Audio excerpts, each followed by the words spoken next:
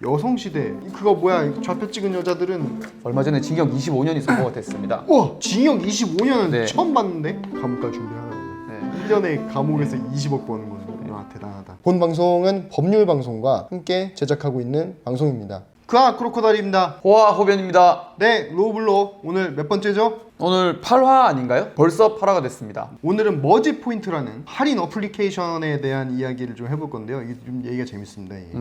이거 완전 진짜 머지 포인트가 이제 최근에 포인트 구매자들이랑 이제 큰 마찰을 빚고 있는데요. 이 머지 포인트가 뭐냐면은 포인트를 이제 미리 사가지고 이제 싸게 결제를 할 수 있게 하는 거예요. 구두 상품권 같은 네, 건가요? 구두 상품권 같은 건데 구두 상품권은 그냥 그 금액 그대로 그냥 사고 파는 거잖아요. 그렇죠. 근데 이거는 그렇지가 않아요. 20%를 더 싸게 살 수 있습니다. 근데 가맹점에 한해서 이제 이 화폐처럼 사용이 가능한 건데 이 포인트를 20%라는 아주 파격적인 할인율로 판매를 해가지고 여자들이 이걸 엄청나게 많이 샀단 말이에요. 남자들이 이런 거 안 사잖아. 사본 적 있어요 이런 거? 있는지도 몰랐어. 카페 같은 데서 이제 기프티콘처럼 바코드로 결제를 할 수 있는 시스템입니다. 머지 포인트가 이제 작년 3월부터 본격적으로 영업에 나섰는데 이게 편의점, 대형마트 등과도 이제 제휴를 하고 가맹점이 무려 2만 개를 넘어갔다고 해요. 야, 씨. 1년 만에 2만 개면 대표가 능력은 있는 사람이네요. 그래서 이제 편의점, 대형마트 이런 데서 20% 할인된 가격으로 물건을 살 수 있으면은 사실 소비자 입장에서는 이제 머지 포인트를 안 쓸 이유가 없는 거죠. 그렇죠. 근데 이런 미친 할인율 때문에 이제 뽐뿌, 여성시대, 맘카페 이런 유명 커뮤니티에도 많이 알려졌고 나중에는 뭐 연간 구독 서비스까지 내놓게 됩니다. 그래서 현재 기준 누적 회원이 100만 명이래요. 야, 이런 게 있었으면 좀 알려주지. 로우블루도 이런 거 해서 구독자 수를 한 100만까지 늘려야 되는데. 근데 이게 머지 포인트라는 게 원래 전자금융업으로 등록을 해야 되는데 미등록 상태로 모바일 상품권을 판매를 하고 있었는데요. 그래서 이게 밝혀지면서 논란이 됐었습니다. 그러면서 갑자기 이제 8월 11일부터 이제 일방적으로 가맹점을 음식점으로 제한을 해버리는데요. 이때부터 이제 이용자들의 환불 요구 사태가 벌어졌습니다. 그래서 이용자들이 막 수십 명이 본사에 방문해가지고 막 직원들이랑 대치를 하고 그랬는데 이 과정에서 이제 막 회사에 막 물건들이 약탈하고 뭐 그런 사건들도 발생했다고 합니다. 목격자에 따르면 막 사무실에 있는 뭐 다이슨 청소기, 전자레인지, 공기청정기 뭐 이런 것들 다 가져갔다고 하던데 본사는 이제 이용자들한테 이제 신청자에 한해서 90% 환불을 해주겠다고 약속을 했어요. 근데 사실 이것도 말이 안 되죠. 원래 100% 해줘야지. 맞습니다. 근데 만약에 이제 환불이 이루어지지 않으면은 피해 총액이 200억에 달한다고 하는데 머지 포인트 자본금이 30억밖에 안 되거든요. 그래서 이 머지 포인트 사태는 이제 포인트를 구매한 소비자들뿐만 아니라 가맹점에도 피해가 발생할 것으로 예상이 됩니다. 그래가지고 이제 이렇게 머지 포인트를 이제 쓰지 못할 상황이 되니까 아직 이 머지와의 제휴를 중단하지 않은 뭐 로컬 음식점들이 있을 거 아니에요. 아직 이게 망했다는 사실을 모르는 매장에 이제 여성시대 회원들이 몰려가가지고 돈가스를 막 100만 원치씩 시키고 영세 업주들한테 이렇게 이 폭탄을 떠넘기는 일명 체리피킹 방법이 공유가 되면서 엄청나게 피해를 많이 본 업장들이 이제 속출하기 시작합니다. 그래서 이제 여성시대 보면은 그렇게 해가지고 머지 포인트를 이제 사용하고 온 회원한테 막 축하하고 잘 털고 왔다 이러면서 뽐뿌나 뭐 이런 데서도 이제 비슷한 인증 게시글이 올라오기 시작하죠. 근데 이제 피해 업주의 이제 딸로 추정되는 사람이 이 피해 상황을 여성 시대에 공유를 했는데 점심 전후부터 막 갑자기 사람들이 붐비고 최근 몇 달 중에 막 최고 매출을 찍고 막 그랬는데 알고 보니까 대부분 머지 포인트 구매자들이었다.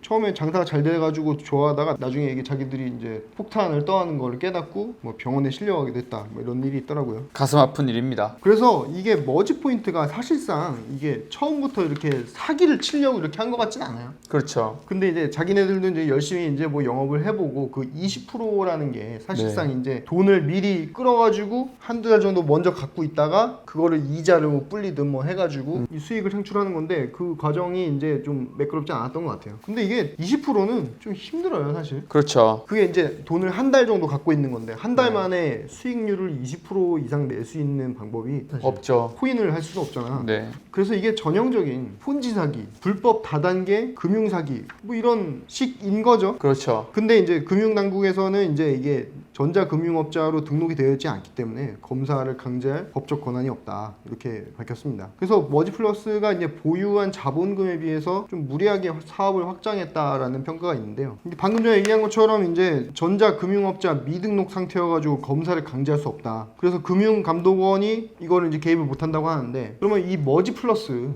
네. 회사를 이제 법적으로 좀 이렇게 제재할 수 있는 방법 같은 건 없나요? 일단 지금 금감원이 본인이 이제 제재할 수 있는 근거가 없다라고 하는 건 사실 앞뒤가 좀 안 맞는 얘기인 것 같습니다. 그쵸. 왜냐하면 이 머지플러스라는 회사가 전자금융거래법에 의율된다라는 것을 얘기를 처음 한 게 금감원이거든요. 등록을 하지 않은 업체들에 대해서도 시장을 교란하는 행위에 대해서는 제재를 해줘야 되는 게 금감원의 역할인데 지금 와서 얘네는 등록을 안 했으니까 우리는 뭐 할 게 없다라는 식으로 얘기하는 건 좀 무책임한 발언인 것 같습니다. 그런데 이제 문제는 전자금융거래법에 이러한 행위에 대해서 명확히 처벌하는 규정이 없다는 것이 문제인데요. 그렇지만 이와 같은 머지플러스의 행위는 폰지 사기로 볼 수 있는 여지가 충분하기 때문에 일반 형법에서 규정하는 사기죄로 의율해 볼 수 있을 것 같습니다. 근데 이게 이제 쿠팡 같은 데도 네. 사실상 계속 적자를 보면서도 투자를 계속 유치해서 결국에는 전국에 있는 시장을 자기네가 다 먹고 그렇게 되면 이제 우리는 장사가 된다라는 걸 이제 계속 주장하고 있는 거라고 보여지거든요. 그렇죠. 근데 이제 머지플러스도 똑같은 걸 하고 싶었는데 지금 하다가 조금 삐끗한 그런 느낌이 아닌가.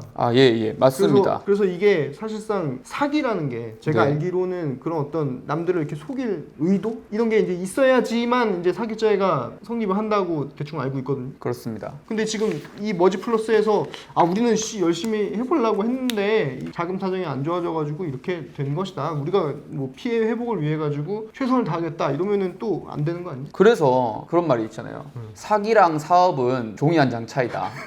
이 사업 모델 자체가 사업 가능성이 있는지 수익 가능성이 있는지 여부를 객관적으로 판단을 해야 되는 건데 쿠팡 같은 경우는 지금에 와서 보면 사업 수익 가능성이 충분히 있어 보이잖아요. 그런데 이제 머지플러스 같은 경우에는 20%를 할인하는 것은 사실상 좀 힘든 것 아니냐. 누가 봐도 객관적으로 쿠팡에 비해서 사업 가능성이 낮습니다. 본인들도 이게 지속 가능성이 없을 수 있다는 것을 인지하고 있었을 것이거든요. 또 쿠팡이랑 다른 점은 뭐냐면 자기 포인트를 돈을 받고 팔았잖아요. 쿠팡 같은 경우에는 어떤 멤버십 가입을 나중에 한 것이지 애초부터 어떤 재산상의 이익을 무리하게 취득한 부분은 없어 보여요. 그렇지만 얘네 같은 경우에는 뭐 멤버십을 판 것이 아니라 아예 포인트 자체를 팔았습니다. 그런 면에서 재산상 이익을 취득한 것도 있기 때문에 사기죄가 성립할 가능성이 높다. 저는 그렇게 생각합니다. 그렇죠. 그냥 이거를 이제 법원에서 이제 구조상으로 이거를 이제 면밀하게 판단을 했을 때 이거는 폰지 사기다. 그런 그렇죠. 식으로 이제 판결을 내릴 가능성이 크다는 거죠. 폰지 사기에 대해서 잠깐 말씀드리면 폰지 사기라는 거는 사업의 실체나 매출의 실체가 없음에도 불구하고 기존 가입자들한테 어떤 이익을 배분을 하는데 그 이익이 신규 가입자들로부터 유입된 돈이 이제 기존 가입자들에게 이제 지급되는 구조를 폰지 사기라고 하거든요. 그렇죠. 요거는 이제 사실상 거의 완벽한 그런 구조에 맞아떨어지지 않나 네. 저는 그렇게 생각합니다. 그래서 이게 만약 처벌하게 되면은 누가 처벌을 당하는 거죠? 그럼 대표가 당하는 건가? 이제 뭐 사기죄의 정범이 누군가 네. 아마 대표가 될 것이고 뭐 대표에 준하게 이런 행위를 한 사람이 있다면 네. 공범도 될 수 있을 것이고 그렇습니다. 요런 경우에는 이제 형량이 어느 정도 되나요? 이게 피해 총액이 이제 200억